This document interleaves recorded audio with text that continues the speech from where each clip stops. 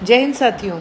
अभी अशोक गहलोत जी की वो कॉन्फ्रेंस चल रही है जिसमें उन्होंने लोगों को भी जोड़ रखा है।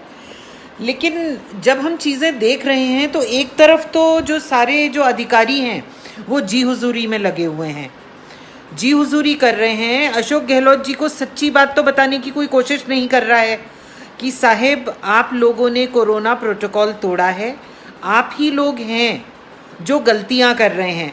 आप आज सारा ठीकरा जनता के ऊपर फोड़ना चाह रहे हैं, लॉकडाउन लगाना चाह रहे हैं। उसके लिए तैयारियां क्या करी हैं आपने?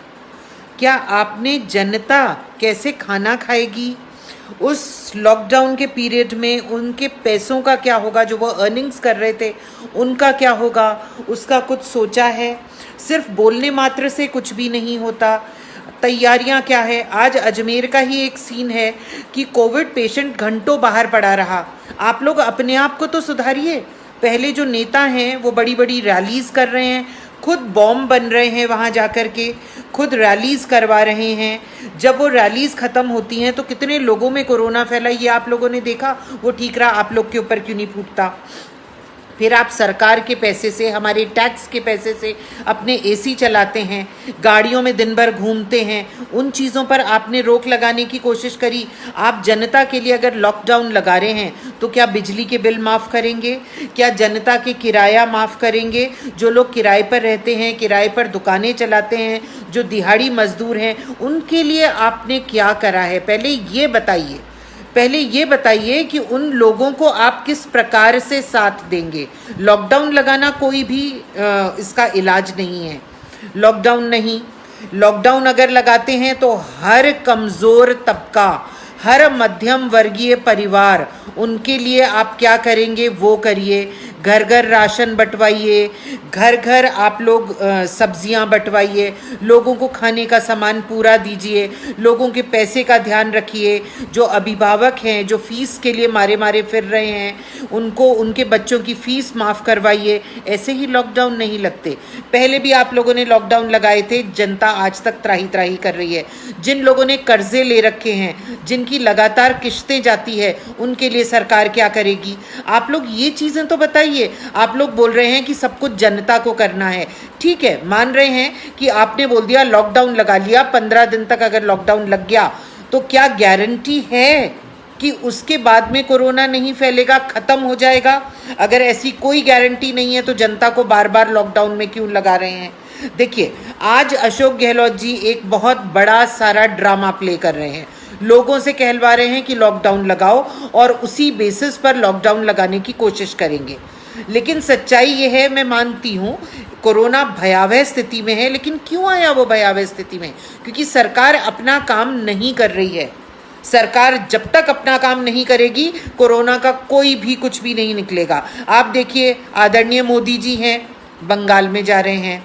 अब आप बताएं, तो पहले आप लोगों ने थोड़ा सा भी ध्यान किया कि किस प्रकार से हम लोग वर्चुअल रैलीज कर सकते हैं? आपने सोचा, आपने उस ढंग से काम किया। अब राजस्थान के अंदर उपचुनाव हुए, उन उपचुनावों के अंदर कितनी भीड़ गई, आप लोगों ने ये चीज़ देखी। सरकार खुद क्या कर रही है? उसके बाद ठीकरा फोड़ना चाहती है जनता के ऊपर।